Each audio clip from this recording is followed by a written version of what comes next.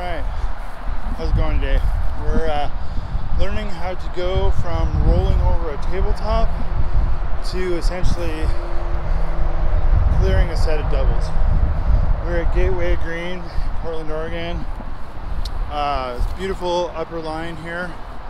Lots of berms, lots of tabletops. There's some bigger ones, bigger jump lines, a step up. What we're going to work on today is this jump right here.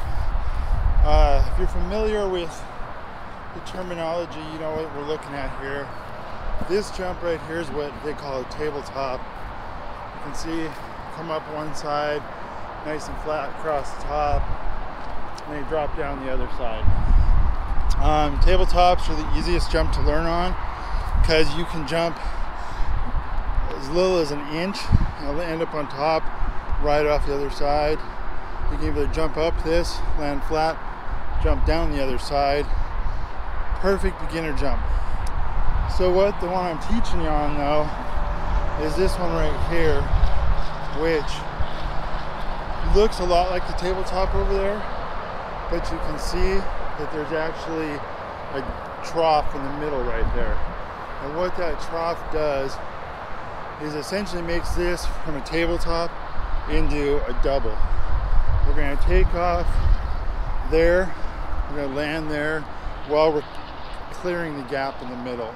Tabletop usually will not have that, or it'll have a very small one like that one did.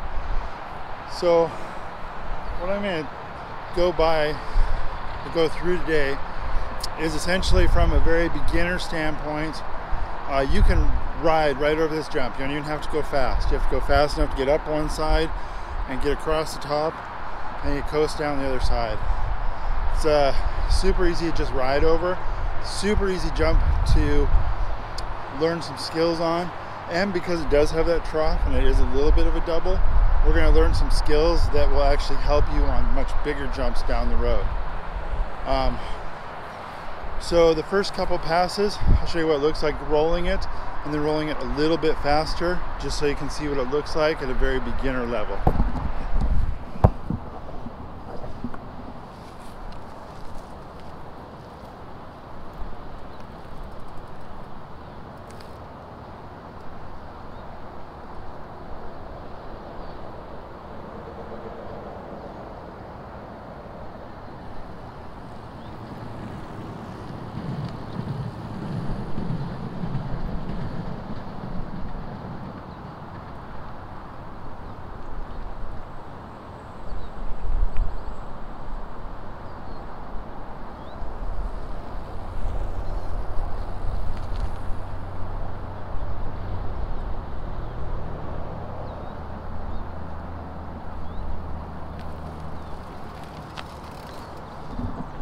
Alright, so first pass was absolutely slow speed, just roll right over it, no problem at all.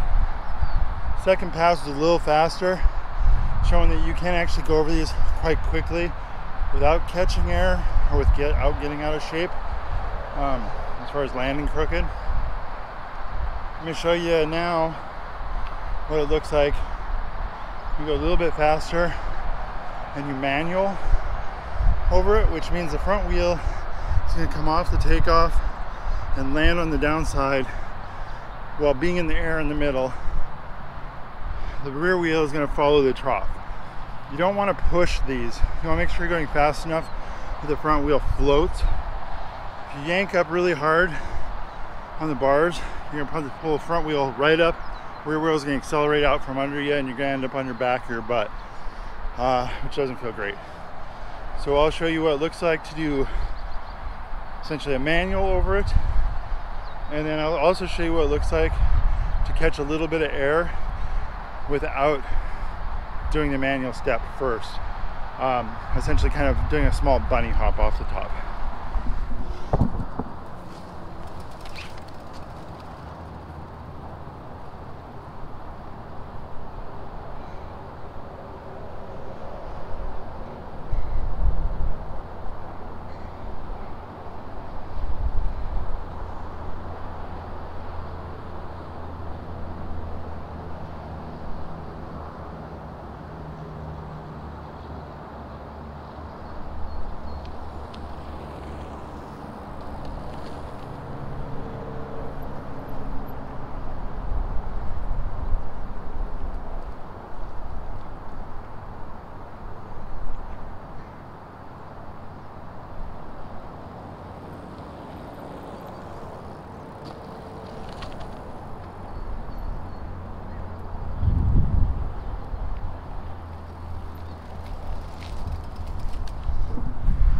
Hopefully you can see the difference between those two.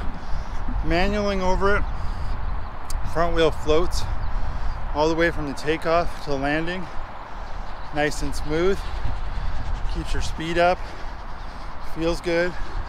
It's also the step you're going to want to take to get to the point of clearing it with both wheels. The second one was showing what happens if you try to clear by bunny hopping, where you're not going fast enough and you try to jump it. You come down and it's pretty significant shock, especially coming in on the backside of the second bump there. It's not easy on your bike, it's not easy on you. It's a really good way to actually come off it wrong. Hit that, compresses your whole body, your whole bike onto the front wheel. Then it shoots you off again, and you end up on that down slope completely out of shape and completely off balance. So I really recommend learning how to do a manual or lift the front wheel, let the rear wheel ride through that trough. It's so much smoother, and actually that's how you learn how to do even